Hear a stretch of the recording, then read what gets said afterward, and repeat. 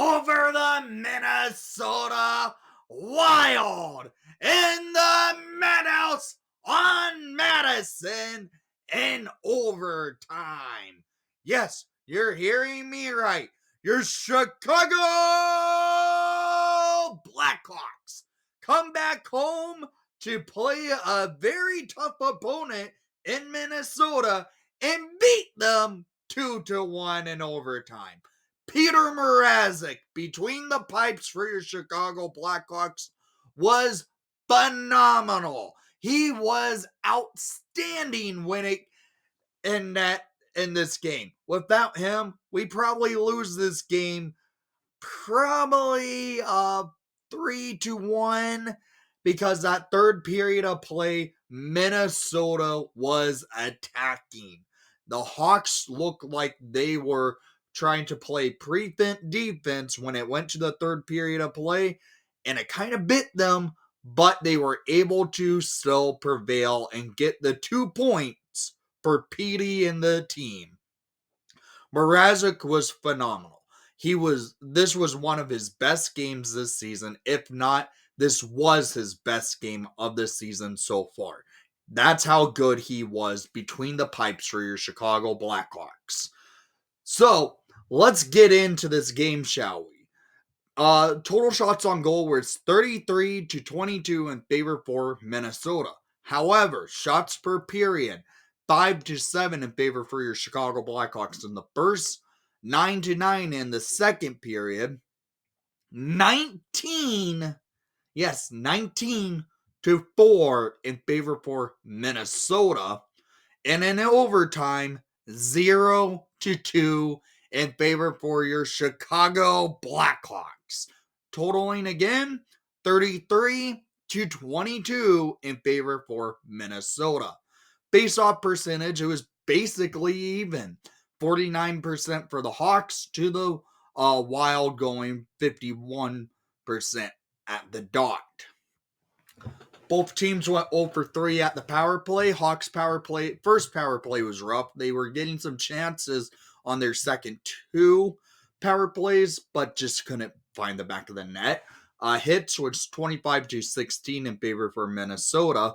Block shots 9-13 in favor for the Chicago Blackhawks, meaning the Hawks got stuck in their zone quite a bit, mainly because of that third period of play. The first 2 periods, I should mention, Minnesota was getting a lot of one-and-done shots because the Hawks were keeping Minnesota wide. But it started to open up play for Minnesota in that third period of play. So let's get into this game for the goals of the game, shall we? In the first period, as I mentioned, the Hawks were playing strong defensive hockey. They were playing smart. They got 2 early power plays. Didn't do anything with them, but they were starting to generate some chances after their second power play. Minnesota was getting a few shots off where they were wide, but the Hawks were playing smart defense where Minnesota was stuck to the boards. A late penalty by Jason Dickinson. He serves it. And, well, the Hawks, with a great PK, kills the penalty off. Dickinson out of the box, battling for the Hawks, and goes off the ice for his shift. But the next shift later, the Hawks are able to get on the board. At 16:44 in the first period, scored by number 16, Jason Dickinson. His second of the season, unassisted. This goal was all Dickey. In the offensive zone, the Wild turns it over to Dickinson on the boards. Dickinson gets it. He cuts in, beating Brock Faber, going to the slot and sniping it past Gustafsson. Hawks up 1-0, 16:44 into the game. This is good to see. The Hawks are battling. They have the opportunities off, and they're the team to get rewarded first in this game. We lead 1-0 over Minnesota, taking this 1-0 lead into the second period. Second period of play was very similar to the first period. Minnesota, though, had more power plays. They were um, starting to get some chances late in the period. Hawks are able to hold them off. Mrazek standing strong when needed. And we go into the third period with that same score of 1-0 Hawks. Into the third period of play, Minnesota comes out on fire, buzzing, moving the puck well, getting chances off. Mrazek having to stand strong. Some good defensive stick play by the Hawks, battling and keeping the puck out of the net. But the Hawks, though, after a late power play, Minnesota gets an opportunity, and, well, Jones gets caught falling, and, well, at 15:29 in the third period, Matt Boldy scores his 9th of the season, assisted by Kaprizov and Zuccarello to tie the game up at 1 apiece. Right after this, the Hawks, though, get an opportunity, and it was by Ryan Donato, who shoots it off the pipe, and Foligno couldn't get to the crease area because Zach Bogosian was kind of holding him from getting to the crease, or Foligno could have got the lead right back. And, well, it remained 1 apiece after regulation. We head to overtime, and into the overtime, the Hawks start out with Jason Dickinson, Nick Foligno, and Alex Vlasic. Hawks win the faceoff, but the Wild get the control. Minnesota doesn't shoot.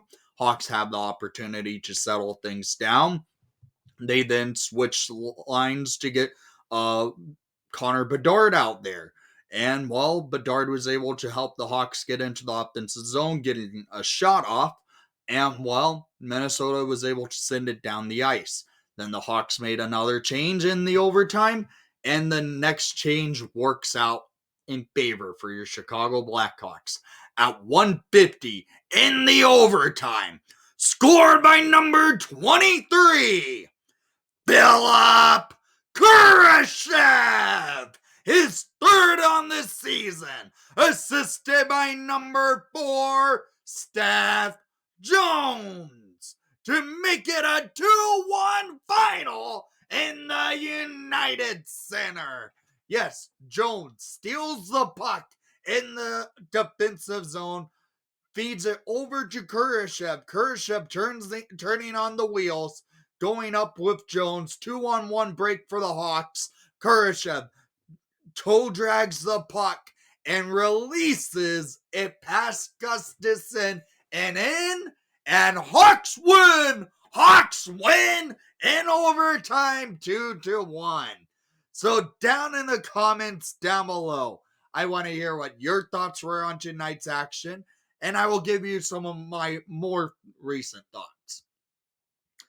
This game was well played by the Chicago Blackhawks.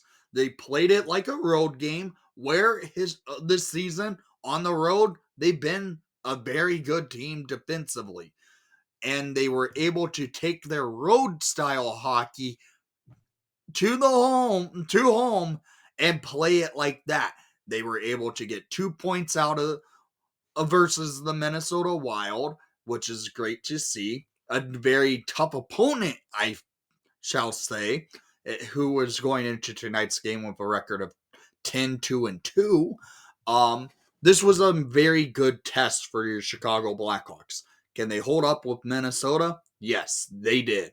They played them well. They played them hard, but that third period just bit them a little bit. It's all right. We were able to get the 2 points. So I want to say this. I really liked what I saw tonight. Hopefully the Hawks can keep it going on the road. Yes, the Blackhawks are back on the road because for some odd reason, we barely get to play at home this season, it seems like. So here we are going back on the road against Seattle and Vancouver coming up. This is going to be an interesting trip.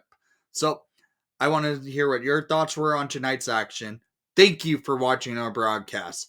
I know you enjoyed the outcome. Hawks win! Hawks win! And Please leave a like and subscribe if you haven't done so already. And most of all, let's go Hawks!